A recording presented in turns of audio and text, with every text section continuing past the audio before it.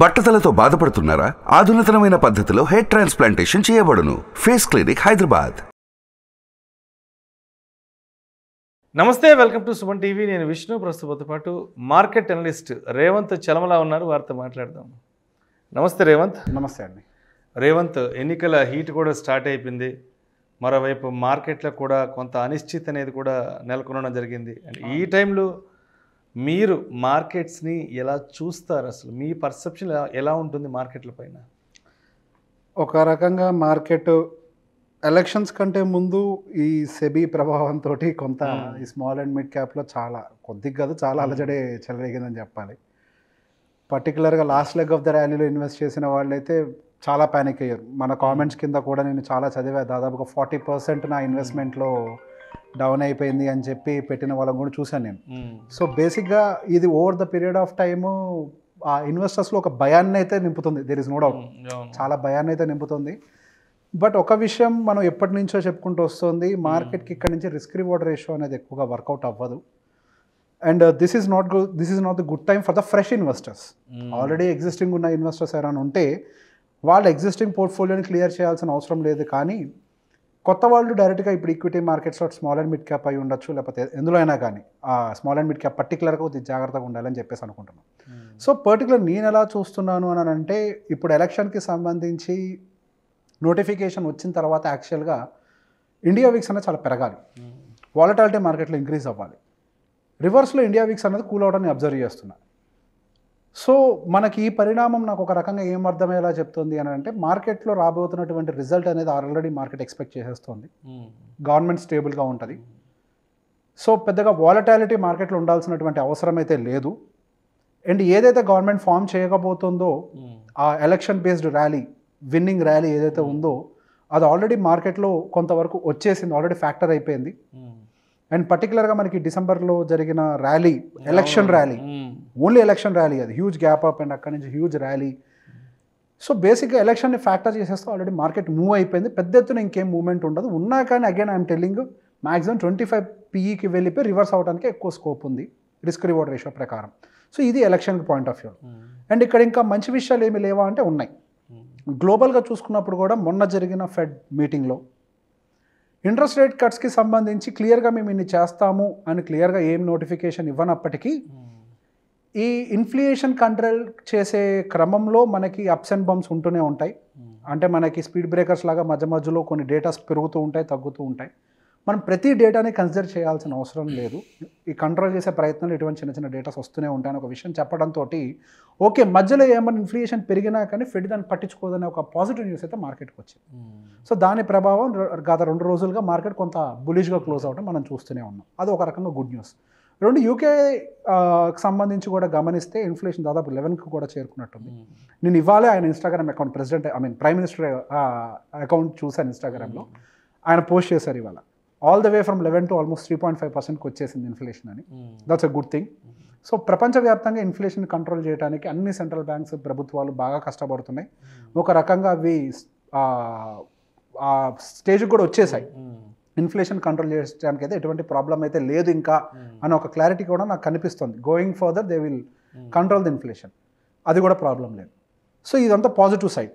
So negative సైడ్లోకి వచ్చేసరికి మనకి ఈ రిసెషన్ ఫియర్ అయితే ఇంకా పోట్లేదు. ప్రాక్టికల్గా అటు మనకి యూఎస్కి సంబంధించి చూస్తే almost 50% of the states recession hit అయినట్టుగానే డేటా కనిపిస్తుంది. 50% ఆఫ్ ద స్టేట్స్. సో బేసిక్గా మనకి ఎలక్షన్స్ ఇప్పుడు ఉంటున్నాయి కాబట్టి డేటాస్ కంప్లీట్గా బయటికి రావట్లేదు. సహజంగా పొలిటికల్ మ్యానిపులేషన్ కొంత ఉంటుంది ఎలక్షన్స్ టైంలో. సో ఈ డేటా మ్యానిపులేషన్ కూడా ఏమైనా జరుగుతుందా అనేది కూడా ఒకసారి మైండ్లో థాట్ పెట్టుకోవాలి. అండ్ దాంతోపాటుగా ఇండియా జీడిపి నెంబర్కి సంబంధించి కూడా చాలా ఆర్గ్యుమెంట్స్ జరిగాయి. అండ్ సో దాన్ని కూడా మనం 100% మనం వచ్చిన 8% జీడిపిని కన్సిడర్ చేయడానికి అయితే లేదు.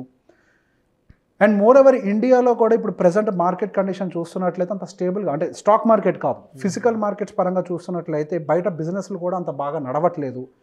సో బిజినెస్లు గోయింగ్ ఫర్దర్ మంచి నెంబర్స్ని పోస్ట్ చేయడం కూడా కష్టమేమో అని ఒక ఫీలింగ్ నాకు వస్తుంది. అండ్ బ్యాంక్స్ కూడా గోయింగ్ ఫర్దర్ మంచి నెంబర్స్ని పోస్ట్ చేయమని ఒక ఫియర్ కూడా నాకు క్రియేట్ అవుతుంది. సో ఇప్పుడు ఎలక్షన్ ఉంది కాబట్టి చాలా డేటాస్ బయటికి రావట్లేదు అని నేను అనుకుంటున్నాను. ఇప్పుడు మీరు ఎలక్షన్ రిలేటెడ్గానే అడిగారు. ఎలక్షన్ రిలేటెడ్గా పాజిటివ్ సైడ్ కూడా చెప్పాను నేను. ఏంటి మనకి ఫెడ్ రిలేటెడ్గా డేటాస్ కొంత స్మూత్గా చెప్తున్నారు. అండ్ రేపు ఆర్బీఐ మీటింగ్ కూడా ఉండబోతుంది, ఆర్బీఐ వాళ్ళు కూడా స్మూత్గానే డేటా అని చెప్తారు. సో ఇదంతా ఎలక్షన్ జరగక ముందు వరకు కూడా పాజిటివ్గా స్మూత్గా వెళ్తుంది. కానీ ఎలక్షన్కి ఫ్లిప్ సైడ్, ఎలక్షన్ జరిగిన తర్వాత ఈ రియల్ డేటాస్ ఏమైనా బయటకు వస్తాయన్న భయం కూడా కనిపిస్తుంది. సో అందుకే నేను క్లియర్గా ఈ రిస్క్ రివార్డ్ రేషియో ఇప్పుడు మనం బిగినర్ అంటే నేను ఇప్పుడు ఫ్రెష్గా ఏదైనా పెట్టుబడి పెట్టాలి అని అంటే అది ఫేవర్ చేస్తుందని నేను అనుకోవట్లేదు. సో ఈ టైంలో నేను ఎట్లాంటి స్టెప్ తీసుకుంటానని అంటే నాకు పర్టికులర్గా కొద్ది గొప్ప అట్రాక్టివ్గా కనిపించేది లార్జ్ క్యాప్. అందులో పర్టికులర్గా కొంతవరకు private banks and IT companies, అంటే పర్టికులర్గా పెద్ద కంపెనీస్ టీసీఎస్, ఇన్ఫోసిస్ ఇట్లాంటి పెద్ద కంపెనీస్, హెచ్సిఎల్ టెక్ ఇట్లాంటి పెద్ద కంపెనీస్ వైపే చూస్తాను. అండ్ బ్యాంక్స్ విషయానికి వచ్చిన పెద్ద బ్యాంక్స్ పర్టికులర్గా హెచ్డిఎఫ్సి బ్యాంక్ ఇట్లాంటి పెద్ద బ్యాంక్స్ వైపే చూస్తాను. అవి కూడా ఎందుకనంటే అవి ర్యాలీలో పార్టిసిపేట్ చేయలేదు. సో వాటి వాల్యుయేషన్ ఇప్పుడు దాకైతే ఎక్స్పెన్సివ్ లేదు.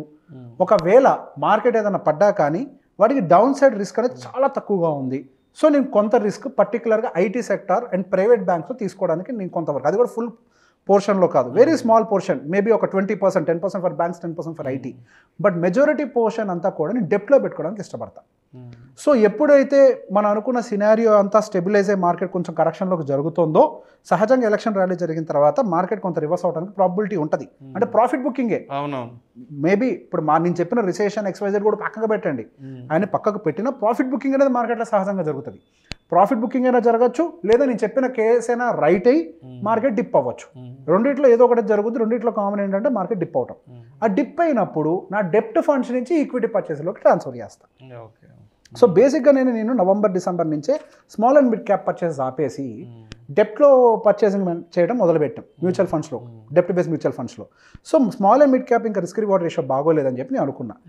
మన పట్టణం కూడా మనం చూసాం కదా, విత్ ఇన్ నో టైం 15% పడిపోయింది స్మాల్ అండ్ మిడ్ క్యాప్. ఏది ఇండెక్స్ వైజ్గా. అదే ఇండివిజువల్ స్టాక్ వైజ్గా చూసుకుంటే 50% పడిపోయిన స్టాక్స్ ఉన్నాయి. ఇండివిజువల్ స్టాక్ కొనుక్కునే వాళ్ళ పరిస్థితి ఎలా ఉంటుందండి ఆ మూమెంట్లో. సో బేసిక్గా మనకి ఎప్పుడైతే ఎక్స్పెన్సివ్ వాల్యుయేషన్లోకి దగ్గరికి వెళ్తుందో ఆ టైంలో మనం ఫ్రెష్ ఎంట్రీస్ తీసుకోకూడదు. ఇప్పుడు మార్కెట్ ఆల్రెడీ హైస్లో ఉంది. This is not the time to take fresh entry. ఇప్పుడు ఏదైనా ఉంటే మీరు కొంచెం ప్రాఫిట్ బుకింగ్ చేయాలి తప్పించి, లేదా ఏమైనా సెక్టార్స్ అండర్ పర్ఫార్మ్డ్గా ఉంటే like IT, like private banks, వాటిల్లో మనం పెట్టుబడులు పెట్టచ్చు. ఎందుకనంటే వాటికి డౌన్ సైడ్ రిస్క్ తక్కువ, అవి ఆల్రెడీ కిందనే ఉన్నాయి, పెద్దగా కిందకి పో. సో బేసిక్గా ఇప్పుడు ఎలక్షన్ కంప్లీట్ అయ్యేంత వరకు, ఎలక్షన్ కంప్లీట్ అయిన నెక్స్ట్ ఇయర్ నా పాయింట్ ఆఫ్ వ్యూలో 2025 ఎండింగ్ వరకు కూడా కష్టకాలమే మార్కెట్స్కి. నా పాయింట్ ఆఫ్ వ్యూలో అది జరిగేదాకా నన్ను తప్పంటారు అందరూ, అది జరిగేదాకా తప్పంటారు. నేను జనవరిలో మార్కెట్స్ పెరగవు అని చెప్పినప్పుడు నన్ను తప్పనే అన్నారు. మొన్న రీసెంట్గా మనం స్మాల్ క్యాప్ అండ్ మిడ్ క్యాప్కి సంబంధించిన సెబీ డెసిషన్ తీసుకున్నప్పుడు కూడా వీడికి అసలు నాలెడ్జ్ లేదన్నారు. ఐ డోంట్ మైండ్, ఎందుకంటే మీరు పెట్టుబడి పెట్టారు కాబట్టి నా మాట మీకు నచ్చలేదు అంతే. I can understand that. But ఫైనల్గా అది 15% పడింది కదా, పెట్టి పోగొట్టుకోవడం ఎందుకని నా పాయింట్ అంతే. అదే స్టాండర్డ్గా మనం డెప్ట్ బేస్ ఫండ్స్లో పెట్టుకుంటే మీకు డౌన్ సైడ్ కుషన్ అసలు ఉంటుంది, అంటే కిందకి పడదు, ప్లస్ మీకు 9% రిటర్న్ వస్తుంది స్టడీగా. మార్కెట్ ఇక్కడ నుంచి పెరిగినా ఎంత పెరుగుద్ది అని అంటే ఇప్పుడు చిన్నపిల్లవాడిని గిల్లినా చెప్తాడు నిద్రలో లేసి ఇంకెంత పెరుగుద్ది, 10% పెరుగుద్ది అని ఇంకో సంవత్సరంలో. అదే 10% మీకు డెప్ట్ ఇస్తుంది కదా. There is no point in taking risk in equity for now. Everything is an expensive valuation. అన్నీ పెరుగుతున్నాయి, గోల్డ్ పెరిగిపోతుంది, మార్కెట్ పెరిగిపోతుంది, క్రూడ్ ఆయిల్ పెరిగిపోతుంది, అన్నీ పెరిగిపోతుంటే ఎక్కడికి వెళ్తాయి డబ్బులని. ఇంకా somewhere profit booking should trigger, at least profit booking or recession ఏదో ట్రిగ్గర్ అవ్వాల్సిందే. So somewhere near we might see maybe after elections ఉండగా మార్కెట్ పడినయరు పాజిటివ్ సెంటిమెంట్ కోసం. ఎలక్షన్స్ అయిపోయిన తర్వాత కొంత ట్రిగ్గరింగ్ జరుగుతుంది. కొద్దిగా డైరెక్ట్గా స్టాక్స్ కొనాలి, జాగ్రత్తగా ఉండాలి. మ్యూచువల్ ఫండ్లో పెట్టిన వాళ్ళనంటే they will take care, rebalancing the fund అదంతా వాళ్ళు చూసుకుంటారు, కొంతవరకు కుషనింగ్ ఉంటుంది. ఇక్కడ 40 పడితే అక్కడ 20 పడుద్ది. సో అక్కడ పెద్ద భయపడాల్సిన అవసరం లేదు. బట్ డైరెక్ట్గా స్టాక్స్ కొంటేటప్పుడు మాత్రం నేనైతే డైరెక్ట్గా స్టాక్స్ కొన్నాను ఇప్పుడు. Right, yes. Thank you so much Revanth. Thank you అండి. ఎన్నికల ఫియర్ మార్కెట్స్పై ఏ విధంగా ప్రభావం చూపిస్తుంది, అండ్ మార్కెట్లో కొత్తగా వచ్చే వాళ్ళు ఎస్పెషల్లీ ఈ టైంలో ఎలా ఉండాలి, అండ్ మార్కెట్ ఎలా రియాక్ట్ అవ్వబోతుంది అనే అంశాల గురించి చాలా చక్కగా మీ విశ్లేషణ తెలియజేశారు. Thank you so much sir. Thank you అండి. సుమన్ టీవీలో మీ పర్సనల్ అండ్ బిజినెస్ ప్రమోషన్స్ కోసం కింది నెంబర్కి కాంటాక్ట్ చేయండి.